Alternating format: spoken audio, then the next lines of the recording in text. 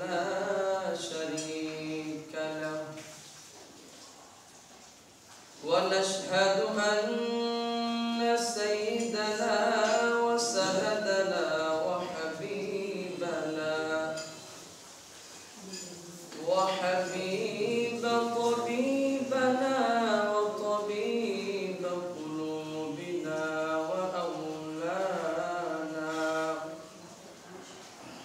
وأولانا ومولانا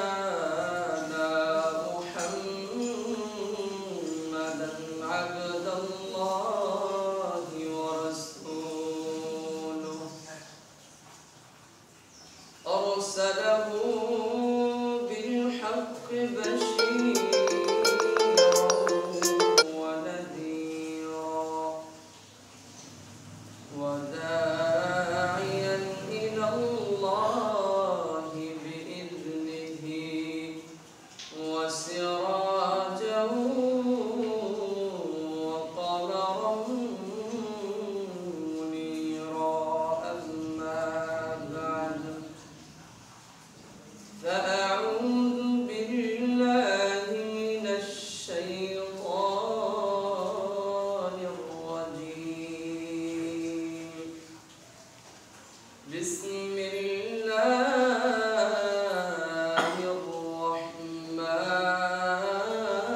الرحمن الرحيم واتقوا يوما لا تجزي نفس عن نفس شيئا ولا يقبل منها شفاعة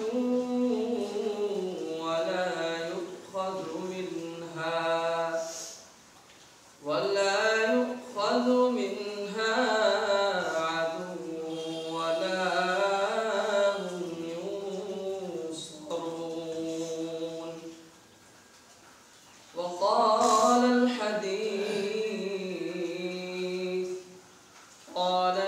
النبي صلى الله عليه وسلم من لم يسأل الله يغضب عليه يا أيها الذين آمنوا صلوا عليه وسلموا تسليما شكر درود إبراهيم قري اللهم صل على محمد وعلى آل محمد كما صليت على إبراهيم وعلى آل إبراهيم إنك حميد مجيد اللهم بارك على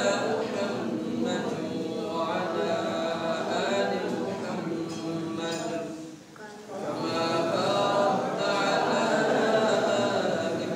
إبراهيم وعلى آل إبراهيم إنك حميد مجيد সকলে محبة জিকির করেন লা ইলাহা ইল্লাল্লাহ লা ইলাহা ইল্লাল্লাহ লা ইলাহা ইল্লাল্লাহ লা ইলাহা ইল্লাল্লাহ লা ইলাহা ইল্লাল্লাহ লা ইলাহা ইল্লাল্লাহ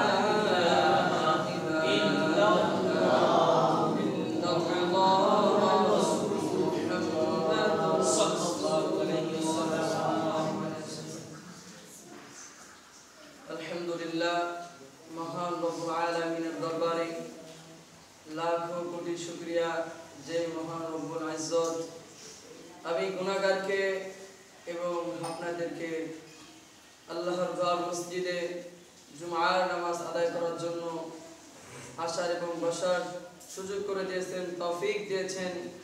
সেই জন্য মহান মনিবের কাছে হৃদয় খুলে শুকরিয়া আদায় করি, সকলে বলি আলহামদুলিল্লাহ।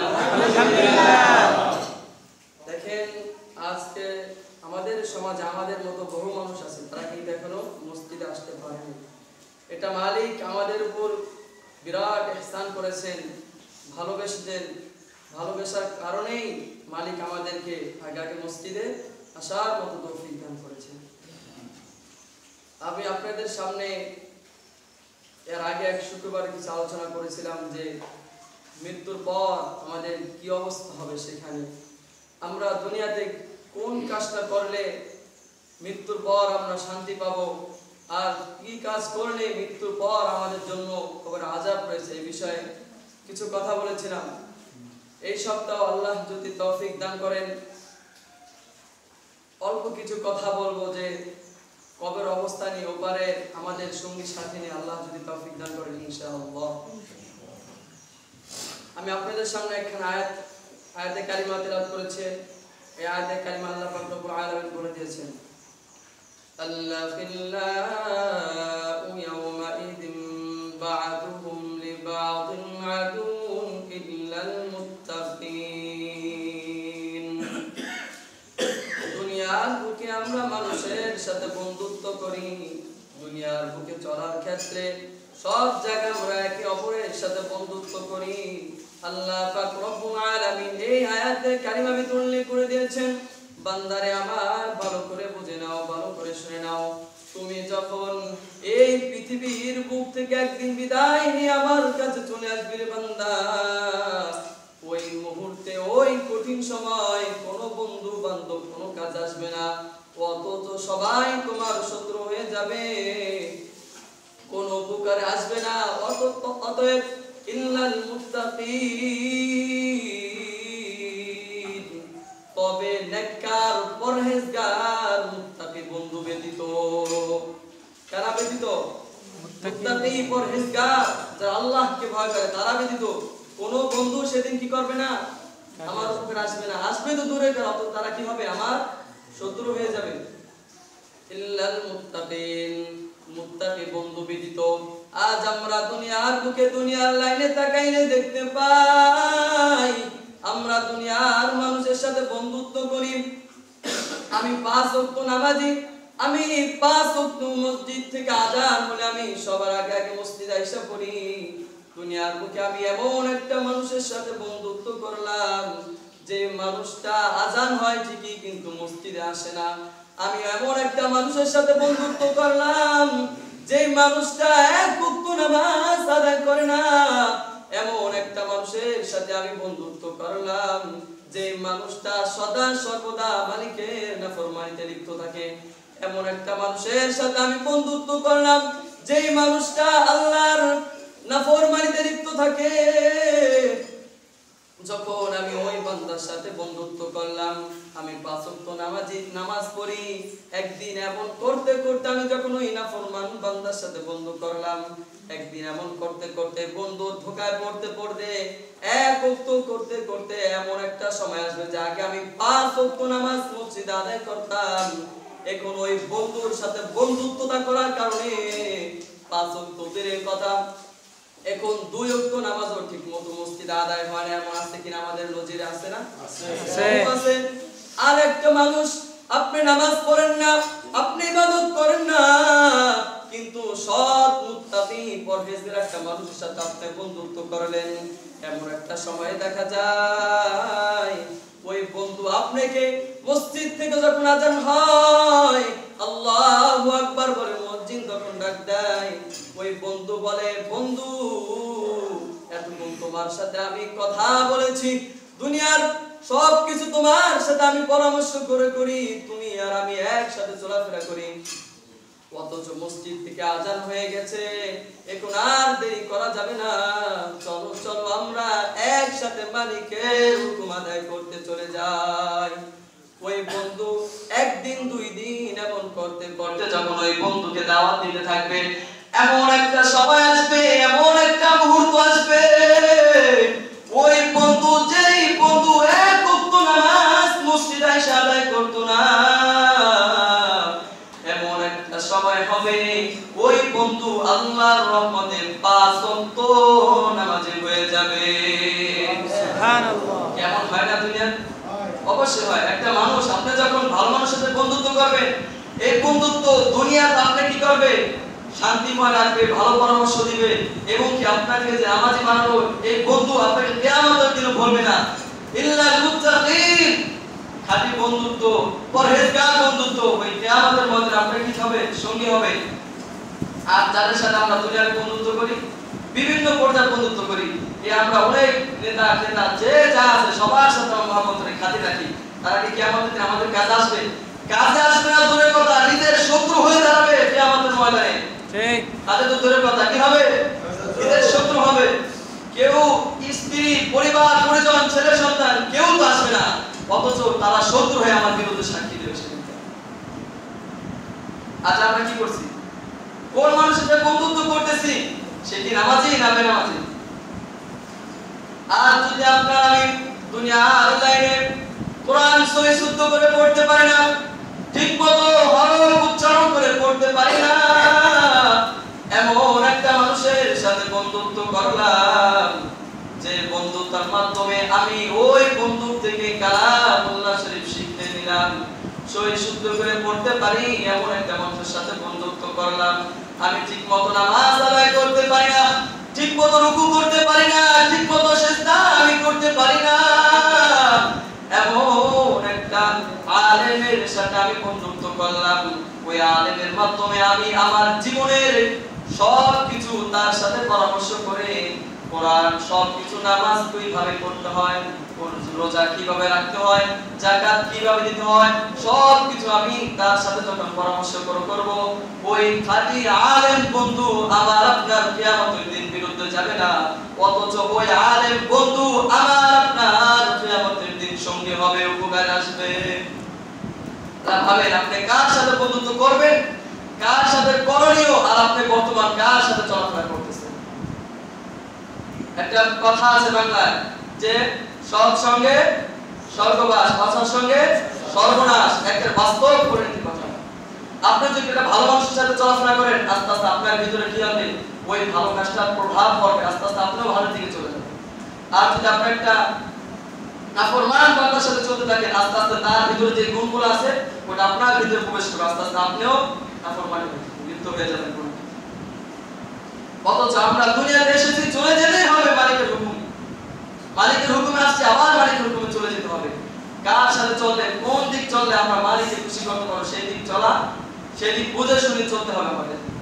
দেখেন আরেকটা আল্লাহ পাক রব্বুল আলামিন কি বলে দিয়েছেন, ওয়াত্তাকু ইয়াওমান লা তাজসি নাফসুন আন নাফসি শাইআন ওয়া লা ইউকবালু মিনহা শাফাআতুন ওয়া লা ইউখাযু মিনহা আদলুন ওয়া লা হুম ইউনসারুন।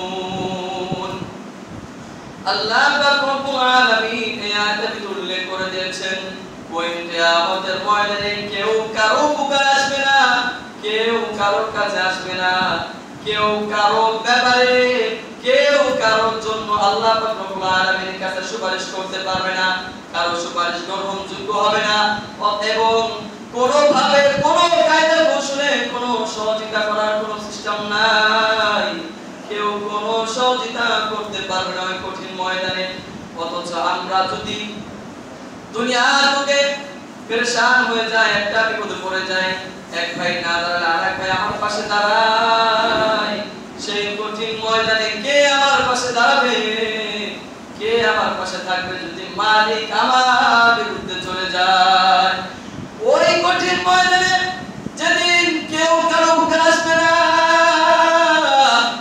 ওই কঠিন ময়দানে যদি মালিক আমার বিরুদ্ধে স্থান নেয়, মালিক যদি আমার বিরুদ্ধে চলে যায়, তাহলে আমার আপনার উপায় নাই, তাহলে আমার আপনার কি অবস্থা হবে সেদিন কল্পনা করার কোনো সিস্টেম নাই, কোনো বোঝানোর কায়দা নাই।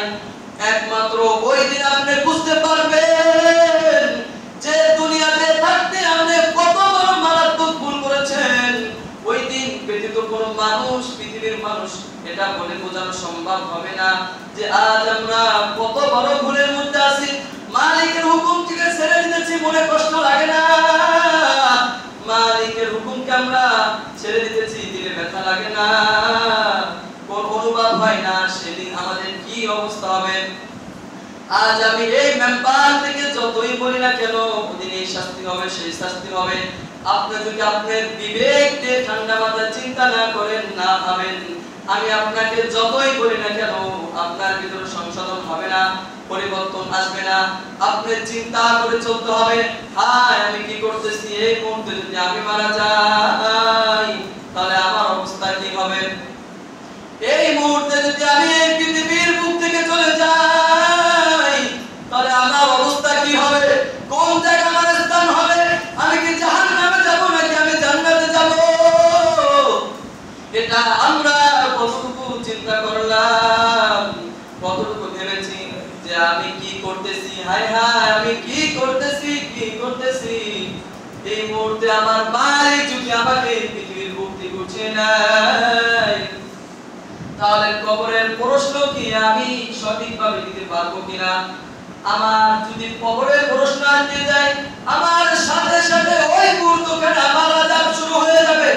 আমি কি ওই কবরের আযাব সহ্য করতে পারবো কি? কয়দিন চিন্তা করেছি, কতটুকু ভেবেছি এই নিজের জীবনের বিষয় যে মালিক এত সুন্দর একটা জীবন দিলেন, এত ভালোবাসা বানাইলেন, এত কিছু করার পর ওই মালিকের হুকুম আমি পৃথিবীর বুকে কতটুকু আদায় করতেছি। চিন্তা করার বিষয় যে মালিক আমাকে আপনাকে এত মহব্বত করে, এত ভালোবাসা পৃথিবীর বুকে পাঠিয়েছেন, সেই মালিকের জন্য আমি আমার হৃদয়ে কতটুকু ভালোবাসা রাখলাম, সে মালিককে আমি কতটুকু ভালোবাসি।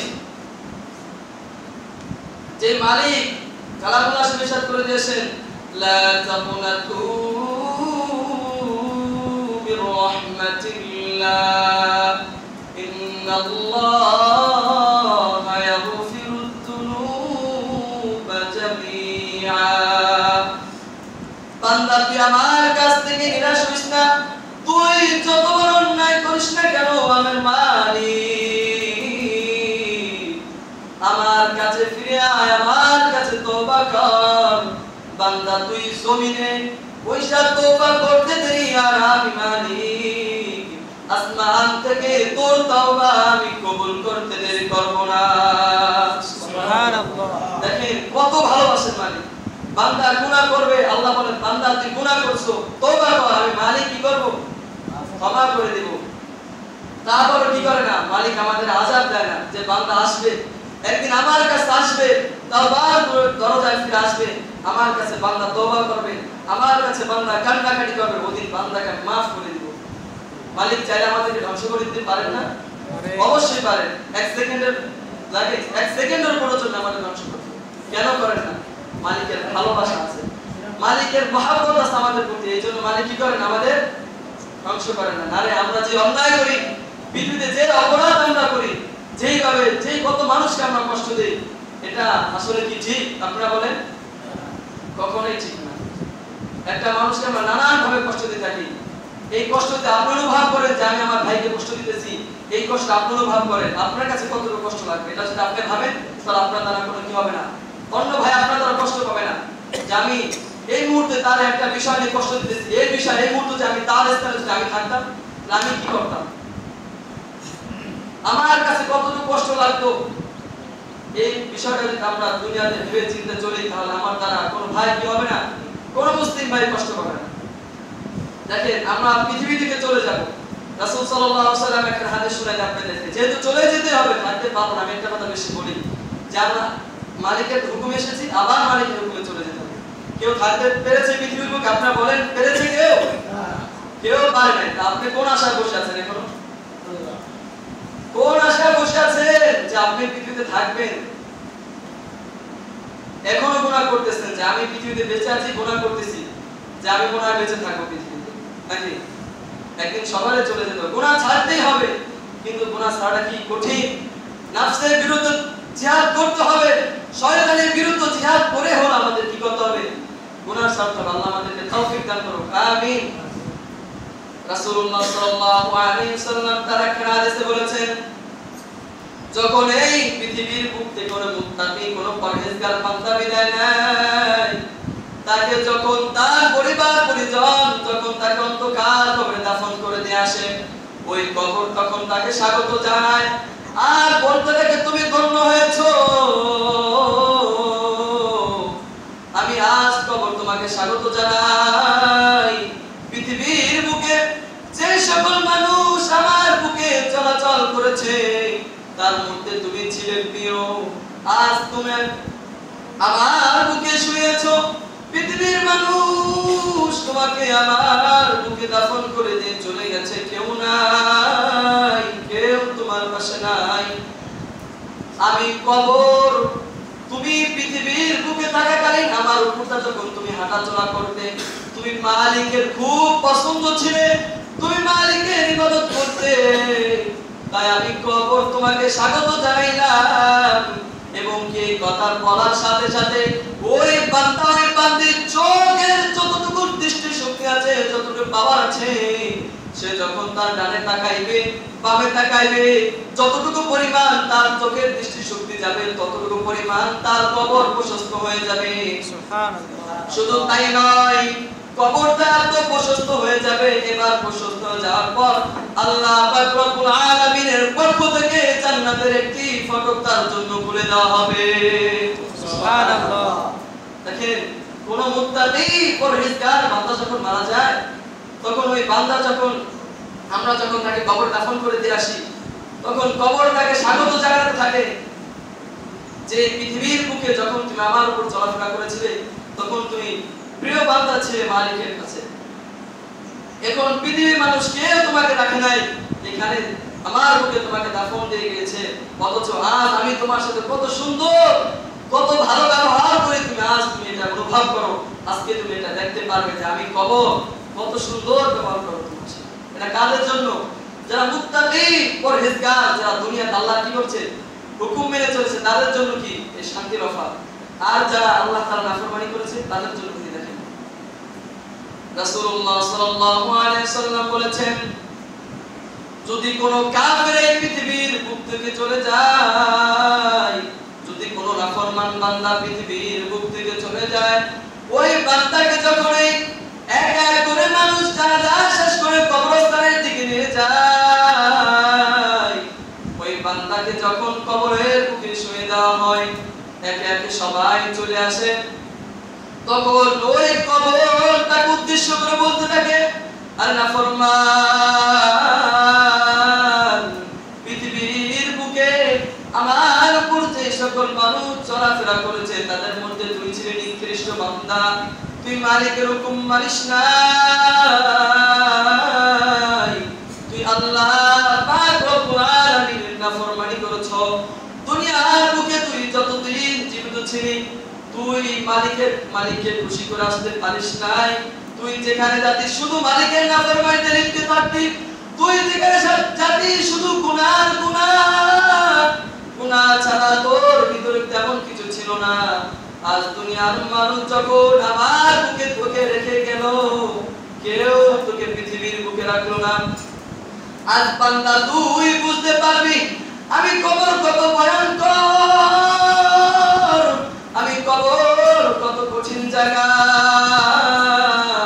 পৃথিবীর বুকে তুই শুনেছিস মানুষের কাছে যে কবর কত ভয়ানক হতে পারে, কবরে কি কি শাস্তি হতে পারে, কোনদিন তুই বান্দা তোর আকল দিয়ে, তোর বিবেক দিয়ে তুই কল্পনা করিস নাই।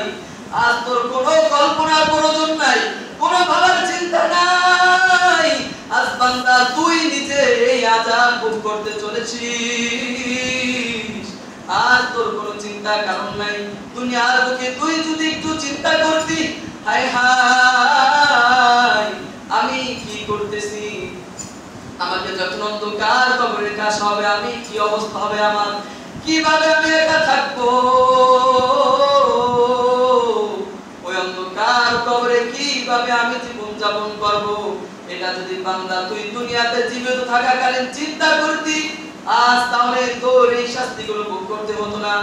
এই কথা বলে কবর তাকে এমন একটি চাপ দিবে, হাদিস উল্লেখ করা হয়েছে, তার বাম পাজরের হাড়গুলো তার ডান পাজরে ঢুকে যাবে, তার ডান পাজরের হাড়গুলো তার বাম পাজরে ঢুকে যাবে। এত ভয়ানক ভাবে ওই মুহূর্তে কবর একটা চাপ মারবে। কেউ নাই পাশে, কেউ নাই, সবাই তাকে চলে রেখে এসেছে, তাকে রেখে সবাই চলে এসেছে। যাদের জন্য আমি এত কিছু করিলাম, ওই বিপদের মুহূর্ত কেউ আমার পাশে থাকবে না, কেউ আমাকে জিজ্ঞাসা না, আব্দুর রহিম দুনিয়াতে থাকতে আমাদের জন্য এত কিছু করলি, এই মুহূর্তে ফেরেশতারা তোর সাথে কি আচরণ করতেছে? কেউ নাই, কেউ জিজ্ঞাসা করবে না বসে দাঁড়াইয়া আজ দুনিয়াতে আমরা কি করি, কাদের জন্য কি করতেছি। রাসূলুল্লাহ সাল্লাল্লাহু আলাইহি সাল্লাম মিশকাত শরীফে একটি হাদিসে এই ঘটনা উল্লেখ করতে যে তিনি বলেছেন, যখন কবরের মাটিগুলো এত জোরে চাপ দিবে, এত জোরে চাপ দিবে, তিনি তার হাত দুইখানা দিয়ে দেখাইছেন, এই ফিরে যখন একটা আঙ্গুল এই হাতের ভিতর ঢুকে যায়, এই হাতের আঙ্গুলগুলো যখন এইভাবে এই হাতের ভিতর ঢুকে যায়, যেভাবে হাতের আঙ্গুল এক হাতের আঙ্গুল আর এক হাতের আঙ্গুলের ভিতর ঢুকে গেছে, ঠিক ওই সময় ওই মুহূর্তে যখন মাটি এমন ভাবে চাপ দিবে, তার শরীরের বাম পাজরের হাড়গুলো ডান পাজরের ভিতর এইভাবে ঢুকে যাবে, আবার বাম পাজরের হাড়গুলো তার ডান পাজরের ভিতরে এই অবস্থা হবে। চিন্তা করেন কি অবস্থা হবে সেদিন, কেউ থাকবে না পাশে। আমরা যাদের জন্য এত কিছু করতেছি কেউ থাকবে না। আমরা মনে করি কি পৃথিবীর বুকে শান্তি বুঝি টাকার ভিতরে শান্তি লুকিয়ে আছে। আপনি বলেন টাকার ভিতরে শান্তি আছে? টাকার ভিতরে শান্তি নাই, আপনার কিচ্ছু নাই, শুধু পরনে একটা জামা আছে, একটা পোশাক আছে।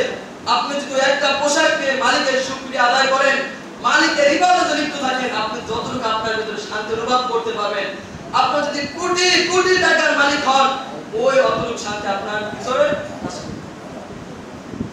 আমার এক ওস্তাদ বলেছেন যে এক লোক ছিল কোটি কোটি টাকার মালিক, ঘুম আসে না, ওষুধ খায়, ঘুম আসে না।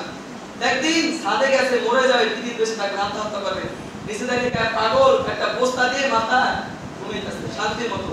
পাল্টা গাড়ি যায়, হরেন যায়, কি ভাঙে না, ঘুম ভাঙে না, আর টেবিলের খেয়াও ঘুম আসে না, আর পাগল রাস্তায় ঘুমাইতেছে, গাড়ি যায়, হরেন যায়, কি হয় না, ঘুম ভাঙে না। ওই বড় লোক মনে করছে কি বস্তার ভিতরে জানে কি আছে, তাই ছাদ থেকে নাইমা নিচে গেছে, যা জিজ্ঞাসা তোমার বস্তার দাম কত? 3 লাখ। পাগল 3 লাখ টাকা কম হয়ে গেছে, দাও 5 লাখ দিব, বস্তা আমাকে দিয়ে দাও। তার 5 লাখ টাকা দিয়ে বড় লোক ওই পাগলের থেকে বস্তা কিনে আনছে। এখন বস্তা কিনে পাগল ওই কথা তো বোঝে না যে বস্তার ভিতরে আসলে কি আছে।